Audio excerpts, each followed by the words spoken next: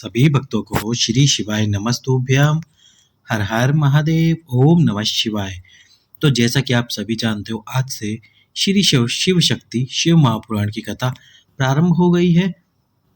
ये कथा 5-7 दिनों की है और आज की कथा जो कि परतवाड़ा में प्रारंभ हुई है, महाराष्ट्र में।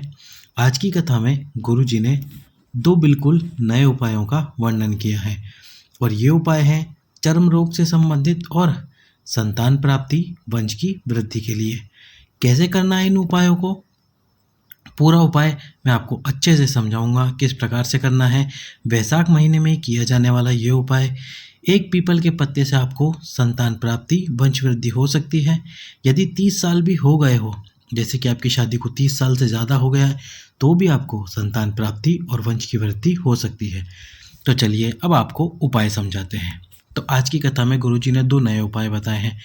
सबसे पहला तो उपाय गुरुजी ने रोग मुक्ति के लिए बताया। रोग मुक्ति के लिए आपको 21 सोमवार या फिर 11 सोमवार, ये आपके ऊपर है। गुरुजी ने कहा यदि 11 सोमवार में आपको फ़र्क ना पड़े तो आप 21 सोमवार जरूर ये उपाय करें।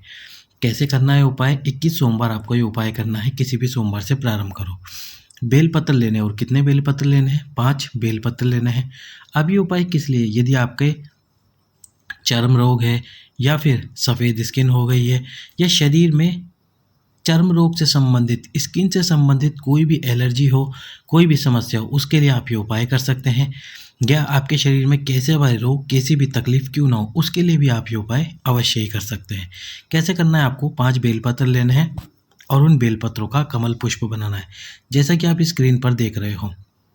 ये पहला बेलपत्र, इसी प्रकार आपको दूसरा बेलपत्र रखना है और इसी प्रकार आपको तीसरा बेलपत्र रखना है। इसी प्रकार से आपको चौथा बेलपत्र रखना है। और जैसे जैसे आप 5 बेलपत्र को इस प्रकार से रखोगे तो ये एक बेलपत्र का कमल पुष्प तैयार हो जाएगा। केवल बेलपत्र के 5 बेलपत्र लेने हैं आपको और उन 5 बेलपत्र से कमल पुष्प तैयार करना है, जैसा कि आप स्क्रीन पर देख रहे हो। अब आपको सोमवार के दिन चले जाना है भगवान शंकर के मंदिर में। भगवान शंकर के मंदिर में जाकर सुबह सुबह ये उपाय करना, क्योंकि शाम को यदि उपाय करोगे तो फिर आपको अगले दिन बेलपत्र खाने होंगे। तो अगले दिन खाने से बेटर है आप सोमवार के दिन ही इन बेलपत्रों को खा लें। पहले उपाय करें फिर इन बेलपत्रों को खाना है, इसलिए मैं आपको बता रहा हूँ कि आप सुबह सुबह ये उपाय करना। और यदि आपका उस दिन व्रत हो, पशुपतिनाथ का व्रत हो या सोमवार का व्रत हो, तो फिर आप मंगलवार के दिन इन बेलपत्रों को खाइए। तो देखो, 5 बेलपत्र का कमल बना के साथ में 1 कलश जल लेके और एक खाली पात्र लेके आपको शिव मंदिर में जाना है। अब जो बेलपत्र का कमल आपने बनाया है, उस बेलपत्र के कमल को, ये जो माता अशोक सुंदरी का स्थान है, आप सभी जानते हो शिवलिंग में बीच में जो मोटी सी लाइन होती है वो माता अशोक सुंदरी का स्थान है।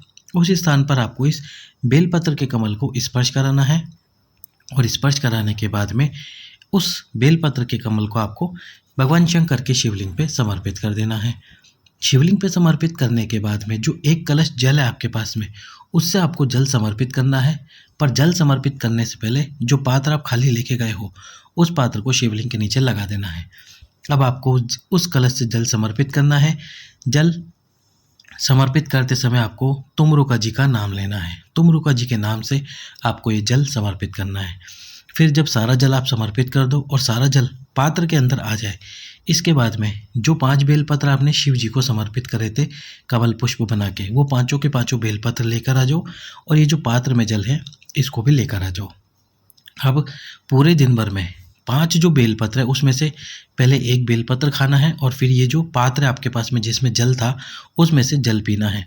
फिर दूसरा बेलपत्र खाना है, फिर जल पीना है।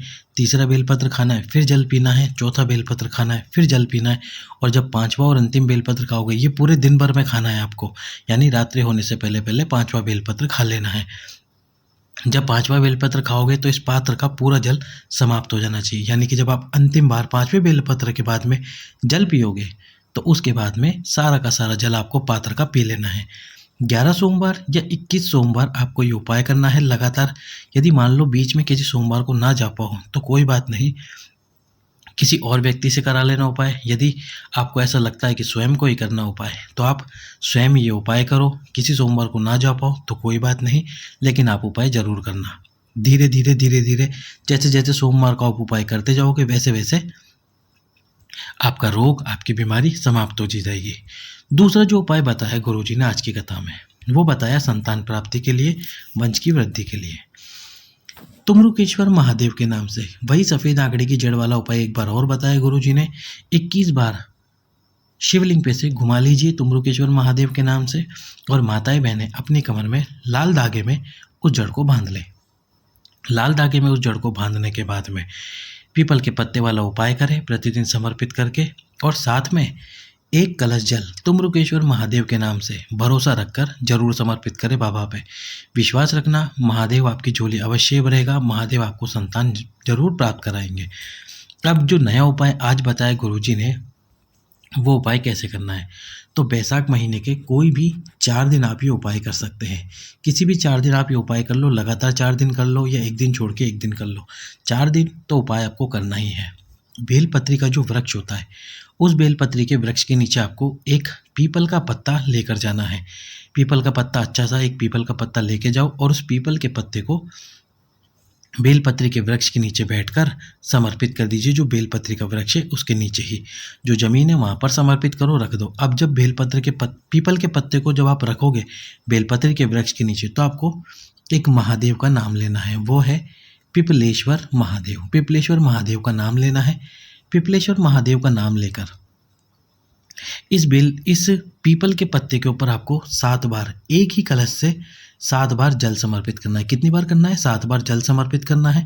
और जब 7 बार जल समर्पित करोगे तब भी आपको ये पिपलेश्वर महादेव का नाम लेना है 7 बार। कितनी बार लेना है? 7 बार। 7 बार पिपलेश्वर महादेव का नाम लो। जब 7 बार जल समर्पित कर दो, फिर इस पीपल के पत्ते को उठाकर लेकर आओ अपने घर पर। और ये उपाय या तो आप सुबह के समय कर लो या फिर प्रदोष काल में कर लो। प्रदोष काल में करोगे तो ज़्यादा अच्छा रहेगा।